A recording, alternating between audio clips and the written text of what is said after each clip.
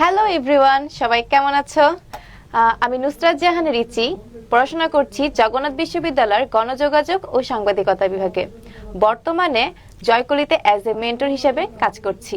Hello, আমি ঋতুরানী দাস। আমি সিএসসিতে অধ্যয়নরত।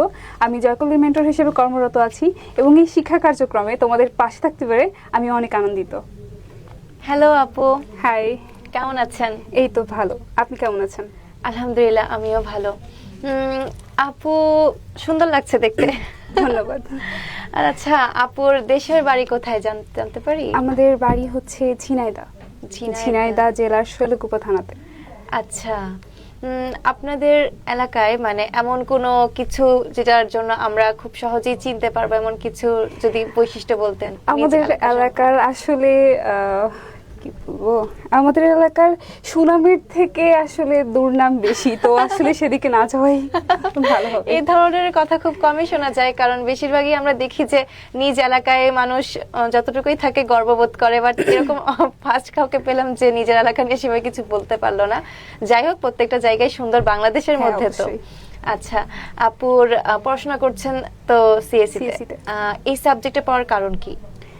সাবজেক্টে পড়ার কারণ হচ্ছে বেসিক্যালি বর্তমান যুগের সাথে তাল মিলিয়ে চলতে গেলে আইটি রিলেটেড জ্ঞান থাকা আসলে খুবই জরুরি, এবং যুগের সাথে তাল মিলাতে হলে তো অবশ্যই প্রযুক্তির সাথে আগে যেতে হবে।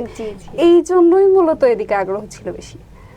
আচ্ছা আচ্ছা, তা আপুর ভাই বোন বা বাসায়? ভাই বোন তো নাই, বাসায় বাবা মা। আচ্ছা, আর ঠিক আছে। আর আপনার প্রিয় রং? ঋতু আপুর প্রিয় রং যেহেতু, আচ্ছা রংটা আগে বলেন।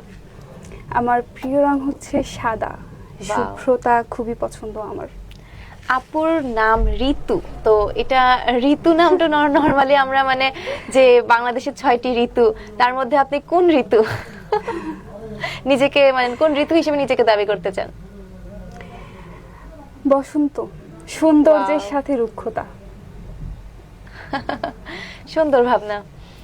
তো আপুর পরবর্তী যে পড়াশোনা সিএসসিতে করলেন, এখন পরবর্তী আপনার কি পড়াশোনা শেষ হয়েছে?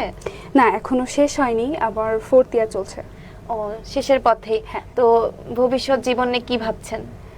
ভবিষ্যৎ জীবন নিয়ে ভাবনা তো অনেক কিছুই আছে, সব সময় প্ল্যান অনুযায়ী হয়ে ওঠে না, তো এই বিষয়ে আসলে শেয়ার করতে চাচ্ছি না।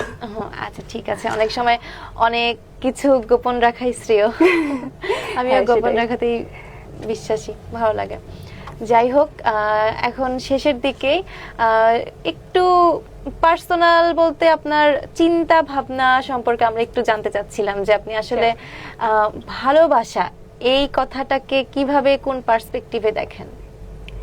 ভালোবাসা অর্থ হচ্ছে আমি যাকে ভালোবাসি সে ভালো থাক, এইটুকু চাওয়া, এর বেশি কিছু না। আচ্ছা, সুন্দর। কারণ নরমালি ভালোবাসা বিভিন্ন জন বিভিন্ন রকম সংজ্ঞা দিয়ে থাকে। তো ভালো থাকার ব্যাপারটাই আসলে মেন। হ্যাঁ, অবশ্যই ভালোবাসার মানুষটা ভালো থাকুক। আপনি বাবা মা বা কারোর উদ্দেশ্যে কিছু বলতে চান? বাবা মায়ের উদ্দেশ্যে এটুকুই বলতে চাই যে অনেক স্যাক্রিফাইস তাদের আমার জন্য, এবং আমি থ্যাঙ্কফুল। এই থ্যাঙ্কফুল সেন্সটা, ফিলিংসটা আসলে ধন্যবাদ দিয়ে, আচ্ছা আচ্ছা, ধন্যবাদ দেওয়া উচিত না আসলে, বাবা মাকে ধন্যবাদ দেওয়া উচিত না, এবং আর কিছু না। আচ্ছা ঠিক আছে ঋতু আপু, খুবই ভালো লাগলো আপনার সাথে কথা বলে। আর বসন্তের মতোই আপনার জীবনে বসন্তের ফুলও ফুটুক। অনেক অনেক ধন্যবাদ ঋতু আপু আমাদের এই অনুষ্ঠানে আসার জন্য।